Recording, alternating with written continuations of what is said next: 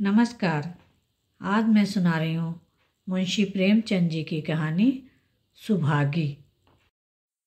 और लोगों के यहाँ चाहे जो होता हो, तुलसी महतो अपनी लड़की सुभागी को लड़के रामू से जौ भर भी कम प्यार न करते थे। रामू जवान होकर भी काठ का उल्लू था। सुभागी 11 साल की बालिका होकर भी घर के काम में इतनी चतुर और खेतीबाड़ी के काम में इतनी निपुण थी कि उसकी माँ लक्ष्मी दिल में डरती रहती, कहीं लड़की पर देवताओं की आंख न पड़ जाए। अच्छे बालकों से भगवान को भी तो प्रेम है, कोई सुभागी का बखान न करे, इसलिए वह अनायास ही उसे डांटती रहती थी। बखान से लड़के बिगड़ जाते हैं। यह भय तो न था, भय था नज़र का। वही सुभागी आज 11 साल की उम्र में विधवा हो गई थी। घर में कोहराम मचा हुआ था। लक्ष्मी पछाड़े खाती थी, तुलसी सिर पीटते थे। उन्हें रोते देखकर सुभागी भी रोती थी। बार बार माँ से पूछती, क्यों रोती हो अम्मा? मैं तुम्हें छोड़कर कहीं न जाऊंगी, तुम क्यों रोती हो? उसकी भोली बातें सुनकर माता का दिल और भी फटा जाता था। वह सोचती थी, ईश्वर तुम्हारी यह कैसी लीला है, जो खेल खेलते हो वह दूसरों को दुख देकर। ऐसा तो पागल करते हैं। आदमी पागलपन करे तो उसे पागल खाने भेजते हैं, मगर तुम जो पागलपन करते हो उसका कोई दंड नहीं। ऐसा खेल किस काम का कि दूसरे रोएं और तुम हंसो। तुम्हें तो लोग दयालु कहते हैं, यही तुम्हारी दया है। और सुभागी क्या सोच रही थी? उसके पास कोठरी भर रुपए होते तो वह उन्हें छिपा कर रख देती। फिर एक दिन चुपके से बाजार चली जाती और अम्मा के लिए अच्छे अच्छे कपड़े लाती। दादा जब बाकी मांगने जाते तो चट रुपए निकाल कर दे देती। अम्मा दादा कितने खुश होते। जब सुभागी जवान हुई तो लोग तुलसी महतो पर दबाव डालने लगे कि लड़की का घर कहीं कर दो। जवान लड़की का यूं फिरना ठीक नहीं है। जब हमारी बिरादरी में इसकी कोई निंदा नहीं है तो क्यों सोच विचार करते हो? तुलसी ने कहा, भाई मैं तो तैयार हूँ, लेकिन जब सुभागी भी माने, वह किसी तरह राजी नहीं होती। हरिहर ने सुभागी को समझाकर कहा, बेटी हम तेरे ही भले को कहते हैं। माँ बाप अब बूढ़े हुए, उनका क्या भरोसा? तुम इस तरह कब तक बैठी रहोगी? सुभागी ने सिर झुकाकर कहा, चाचा मैं तुम्हारी बात समझ रही हूँ, लेकिन मेरा मन घर करने को नहीं कहता। मुझे आराम की चिंता नहीं है, मैं सब कुछ झेलने को तैयार हूँ। और जो काम तुम कहो वह सिर आंखों के बल करूँगी, मगर घर बसाने को मुझसे न कहो। जब मेरा चाल कुचाल देखना तो मेरा सिर काट लेना। अगर मैं सच्चे बाप की बेटी हूँ तो बात की भी पक्की रहूँगी। फिर लज्जा रखने वाले तो भगवान हैं, मेरी क्या हस्ती है कि अभी कुछ कहूँ। उजड्डू रामू बोला, अगर तुम सोचती हो कि भैया कमाएंगे और मैं बैठकर मौज करूँगी तो इस भरोसे न रहना, यहाँ किसी ने जन्म भर का ठीका नहीं लिया है। रामू की दुल्हन रामू से भी 2 अंगुल ऊंची थी। मटक कर बोली, हमने किसी का कर्ज थोड़े ही खाया है कि जन्म भर बैठा करके भरेंगे। यहाँ तो खाने को भी महीन चाहिए, पहनने को भी महीन चाहिए। यह हमारे बूते की बात नहीं। सुभागी ने गर्व से भरे हुए स्वर में कहा, भाभी मैंने तुम्हारा आसरा कभी नहीं किया और भगवान ने चाहा तो कभी करूँगी भी नहीं। तुम अपनी देखो, मेरी चिंता ना करो। रामू की दुल्हन को जब मालूम हो गया कि सुभागी घर न करेगी तो और भी उसके सिर हो गई। हमेशा एक न एक खुचड़ लगाए रहती। उसे रुलाने में जैसे उसको मजा आता था। वह बेचारी पहर रात से उठकर कूटने पीसने में लग जाती, चौका बर्तन करती, गोबर पाथती, फिर खेत में काम करने चली जाती। दोपहर को आकर जल्दी जल्दी खाना पकाकर सबको खिलाती। रात को कभी माँ के सिर में तेल डालती, कभी उसकी देह दबाती। तुलसी चिलम के भक्त थे, उन्हें बार बार चिलम पिलाती। जहाँ तक अपना बस चलता, माँ बाप को कोई काम न करने देती। हाँ, भाई को न रोकती। सोचती यह तो जवान आदमी है, यह काम न करेंगे तो गृहस्थी कैसे चलेगी। मगर रामू को यह बुरा लगता। अम्मा और दादा को तिनका तक नहीं उठाने देती और मुझे पीसना चाहती है। यहाँ तक कि एक दिन वह जामे से बाहर हो गया। सुभागी से बोला, अगर उन लोगों का बड़ा मोह है तो क्यों नहीं अलग लेकर रहती हो? तब सेवा करो तो मालूम हो कि सेवा कड़वी लगती है कि मीठी। दूसरों के बल पर वाहवाही लेना आसान है, बहादुर वह है जो अपने बल पर काम करे। सुभागी ने तो कुछ जवाब न दिया। बात बढ़ जाने का भय था, मगर उसके माँ बाप बैठे सुन रहे थे। महतो से न रहा गया। बोले, क्या है रामू, उस गरीबन से क्यों लड़ते हो? रामू पास आकर बोला, तुम क्यों बीच में कूद पड़े? मैं तो उसको कहता था। तुलसी, जब तक मैं जीता हूं तुम उसे कुछ नहीं कह सकते। मेरे पीछे जो चाहे करना। बेचारी का घर में रहना मुश्किल कर दिया है। रामू, आपको बेटी बहुत प्यारी है तो उसे गले से बांध कर रखिए, मुझसे तो नहीं सहा जाता। तुलसी, अच्छी बात है, अगर तुम्हारी यह मर्जी है तो यही होगा। मैं कल गांव के आदमियों को बुलाकर बंटवारा कर दूंगा। तुम चाहे छूट जाओ, सुभागी नहीं छूट सकती। रात को तुलसी लेटे तो वह पुरानी बात याद आई। जब रामू के जन्मोत्सव में उन्होंने रुपए कर्ज लेकर जलसा किया था और सुभागी पैदा हुई तो घर में रुपए रहते हुए भी उन्होंने एक कौड़ी न खर्च की।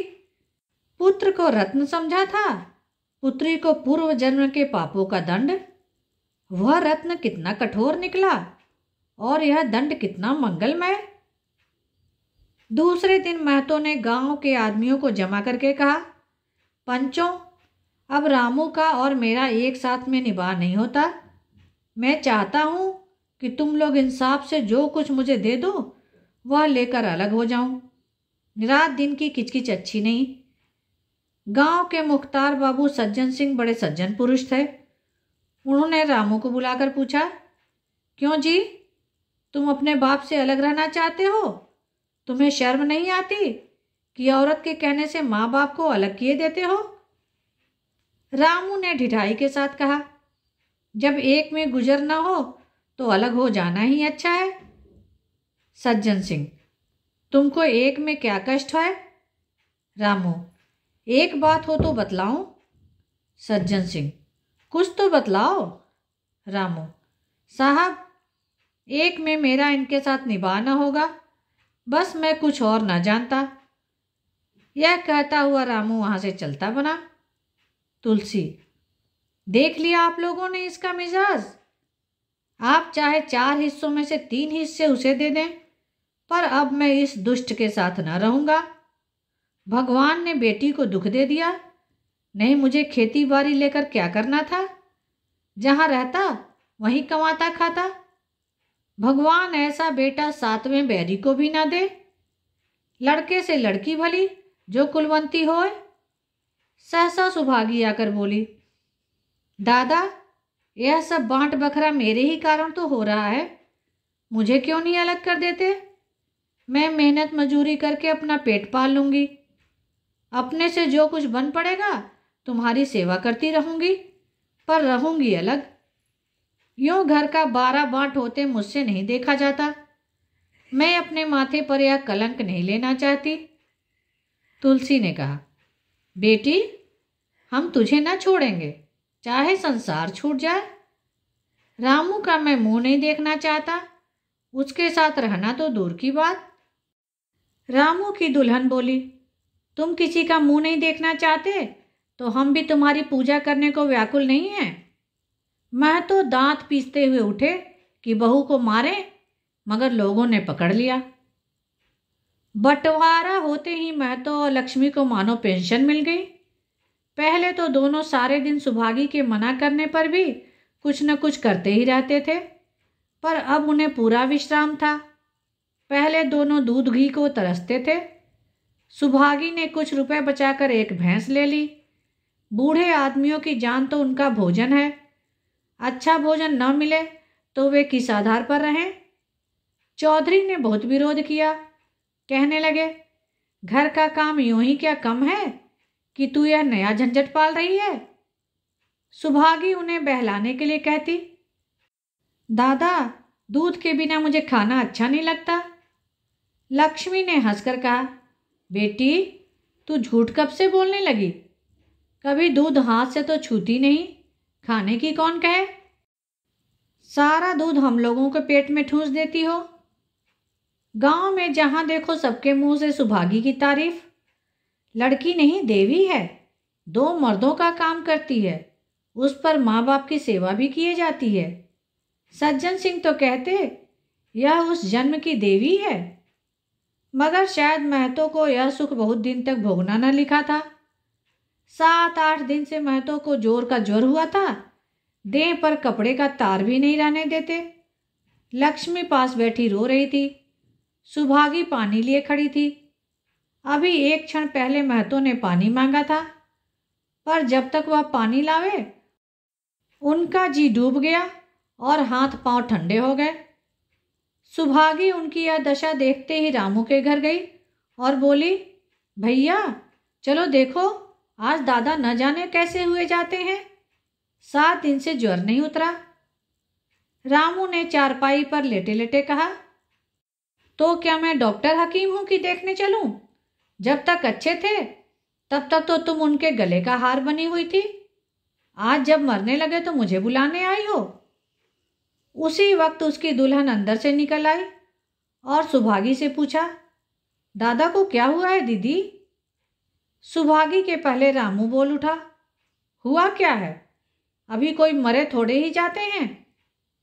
सुभागी ने फिर उससे कुछ न कहा, सीधे सज्जन सिंह के पास गई। उसके जाने के बाद रामू हंसकर स्त्री से बोला, त्रिया चरित्र इसी को कहते हैं। इसमें त्रिया चरित्र की कौन सी बात है? चले क्यों नहीं जाते? रामू, मैं नहीं जाने का। जैसे उसे लेकर अलग हुए थे वैसे उसे लेकर रहें।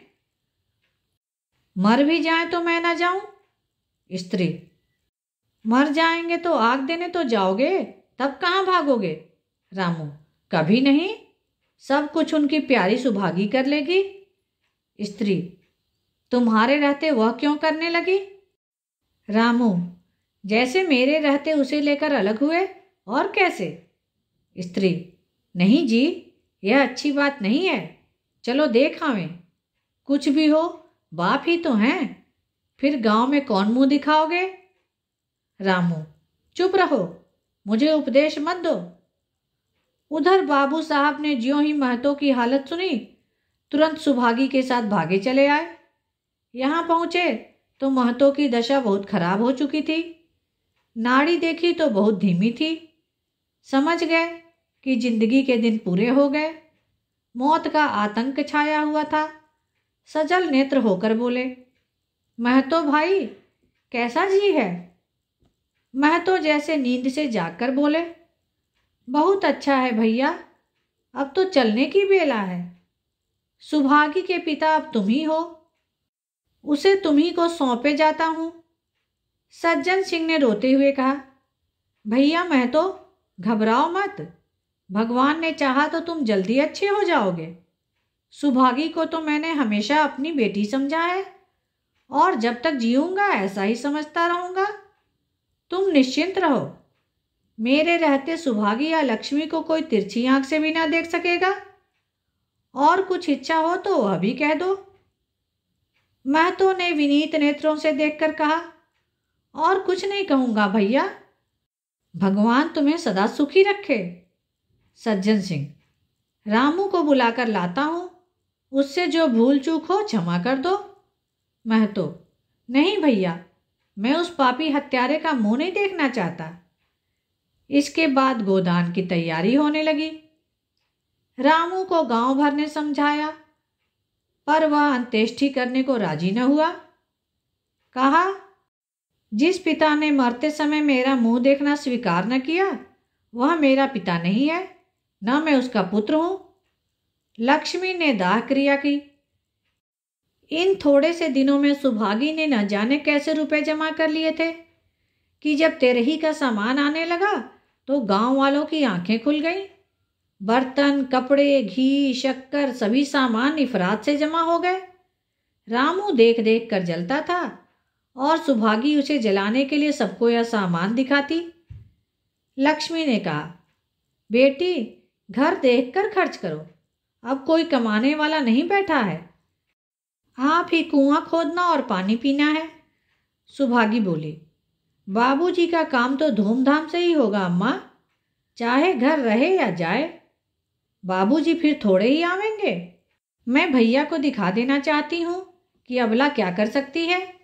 वह समझते होंगे इन दोनों के किए कुछ न होगा, उनका यह घमंड तोड़ दूंगी। लक्ष्मी चुप हो रही। तेरही के दिन 8 गांव के ब्राह्मणों का भोज हुआ। चारों तरफ वाहवाही मच गई। पिछले पहर का समय था। लोग भोजन करके चले गए थे। लक्ष्मी थक कर सो गई थी। केवल सुभागी बची हुई चीजें उठा उठा कर रख रही थी कि ठाकुर सज्जन सिंह ने आकर कहा, अब तुम भी आराम करो बेटी, सवेरे यह सब काम कर लेना।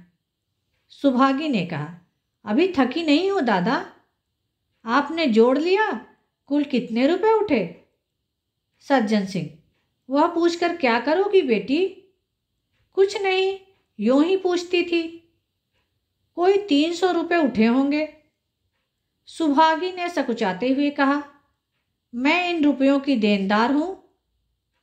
तुमसे तो मैं मांगता नहीं, मैं तो मेरे मित्र और भाई थे, उनके साथ कुछ मेरा भी तो धर्म है। आपकी यही दया क्या कम है कि मेरे ऊपर इतना विश्वास किया? मुझे कौन 300 रुपये देता? सज्जन सिंह सोचने लगे, इस अबला की धर्म बुद्धि का कहीं वार पार भी है या नहीं। लक्ष्मी उन स्त्रियों में थी जिनके लिए पति वियोग जीवन स्रोत का बंद हो जाना है। 50 वर्ष के चिर सहवास के बाद अब एकांत जीवन उसके लिए पहाड़ हो गया। उसे अब ज्ञात हुआ कि मेरी बुद्धि, मेरा बल, मेरी सुमति मानो सबसे मैं वंचित हो गई। उसने कितनी बार ईश्वर से प्रार्थना की थी, मुझे स्वामी के सामने उठा लेना, मगर उसने यह विनती स्वीकार न की। मौत पर अपना काबू नहीं तो क्या जीवन पर भी काबू नहीं है? वह लक्ष्मी जो गांव में अपनी बुद्धि के लिए मशहूर थी, जो दूसरे को सीख दिया करती थी, अब बौराही हो गई। सीधी सी बात करते नहीं बनती। लक्ष्मी का दाना पानी उसी दिन से छूट गया। सुभागी के आग्रह पर चौके में जाती, मगर कौर कंठ के नीचे न उतरता। 50 वर्ष हुए, एक दिन भी ऐसा न था कि पति के बिना खाना खाया हो। अब यह नियम कैसे तोड़े? आखिर उसे खांसी आने लगी। दुर्बलता ने जल्द ही खाट पर डाल दिया। सुभागी अब क्या करे? ठाकुर साहब के रुपए चुकाने के लिए दिलोजान से काम करने की जरूरत थी। यहाँ माँ बीमार पड़ गई। अगर बाहर जाए तो माँ अकेली रहती, उनके पास बैठे तो बाहर का काम कौन करे? माँ की दशा देखकर सुभागी समझ गई कि इनका परवाना भी आ पहुंचा। महतू को भी तो यही ज्वर था। गांव में और किसे फुर्सत थी कि दौड़ धूप करता। सज्जन सिंह दोनों वक्त आते, लक्ष्मी को देखते, दवा पिलाते, सुभागी को समझाते और चले जाते, मगर लक्ष्मी की दशा बिगड़ती जाती थी। यहाँ तक कि 15वें दिन वह भी संसार से सिधार गई। अंतिम समय रामू आया और उसके पैर छूना चाहता था, पर लक्ष्मी ने उसे ऐसी झिड़की दी कि वह उसके समीप न जा सका। सुभागी को उसने आशीर्वाद दिया, तुम्हारे जैसी बेटी पाकर मैं तर गई। मेरा क्रियाकर्म तुम ही करना। मेरी भगवान से यही अर्जी है कि अगले जन्म में तुम ही मेरी कोख पवित्र करो। माता के देहांत के बाद सुभागी के जीवन का केवल एक लक्ष्य रह गया था, सज्जन सिंह के रुपए चुकाना। 300 पिता के क्रियाकर्म में लगे थे, लगभग 200 माता के काम में लगे। 500 का ऋण था और उसकी अकेली जान, मगर वह हिम्मत न हारती थी। 3 साल तक सुभागी ने रात को रात और दिन को दिन न समझा। उसकी कार्य शक्ति और पौरुष देखकर लोग दांतों तले उंगली दबाते थे। दिन भर खेती बाड़ी का काम करने के बाद वह रात को 4-4 पसेरी आटा पीस डालती। 30वें दिन 15 रुपये लेकर वह सज्जन सिंह के पास पहुंच जाती। उसमें कभी ना गाना पड़ता। यह मानो प्रकृति का अटल नियम था। अब चारों ओर से उसकी सगाई के पैगाम आने लगे। सभी उसके लिए मुंह फैलाए हुए थे। जिसके घर सुभागी जाएगी उसके भागे फिर जाएंगे। सुभागी यही जवाब देती, अभी वह दिन नहीं आया। जिस दिन सुभागी ने आखिरी किस्त चुकाई उस दिन उसकी खुशी का ठिकाना न था। आज उसके जीवन का कठोर व्रत पूरा हो गया। वह चलने लगी तो सज्जन सिंह ने कहा, बेटी तुमसे मेरी एक प्रार्थना है। कहो कहूँ, कहो न कहूँ, मगर वचन दो कि मानोगी। सुभागी ने कृतज्ञ भाव से देखकर कहा, दादा आपकी बात ना मानूंगी तो किसकी बात मानूंगी? मेरा तो रोया रोया आपका गुलाम है। सज्जन सिंह, अगर तुम्हारे मन में यह भाव है तो मैं न कहूँगा। मैंने अब तक तुमसे इसलिए नहीं कहा कि तुम अपने को मेरा देनदार समझ रही थी। अब रुपए चुक गए, मेरा तुम्हारे ऊपर कोई एहसान नहीं है, रत्ती भर भी नहीं। बोलो कहूँ? सुभागी, आपकी जो आज्ञा हो। सज्जन सिंह, देखो इनकार न करना, नहीं मैं फिर तुम्हें अपना मुंह न दिखाऊंगा। सुभागी, क्या आज्ञा है? सज्जन सिंह, मेरी इच्छा है कि तुम मेरी बहू बनकर मेरे घर को पवित्र करो। मैं जात पात का कायल हूँ, मगर तुमने मेरे सारे बंधन तोड़ दिए। मेरा लड़का तुम्हारे नाम का पुजारी है, तुमने उसे देखा है, बोलो मंजूर करती हो? सुभागी, दादा इतना सम्मान पाकर पागल हो जाऊंगी। सज्जन सिंह, तुम्हारा सम्मान भगवान कर रहे हैं बेटी, तुम साक्षात भगवती का अवतार हो। सुभागी, मैं तो आपको अपना पिता समझती हूँ। आप जो करेंगे मेरे भले ही के लिए करेंगे, आपके हुक्म को कैसे इनकार कर सकती हूँ? सज्जन सिंह ने उसके माथे पर हाथ रखकर कहा, बेटी तुम्हारा सुहाग अमर रहे, तुमने मेरी बात मान ली। मुझसा भाग्यशाली संसार में और कौन होगा? धन्यवाद। कहानी को लाइक करें और शेयर करें। मेरे चैनल को सब्सक्राइब कर दें जिससे सभी कहानियाँ आपको समय पर मिल जाएं।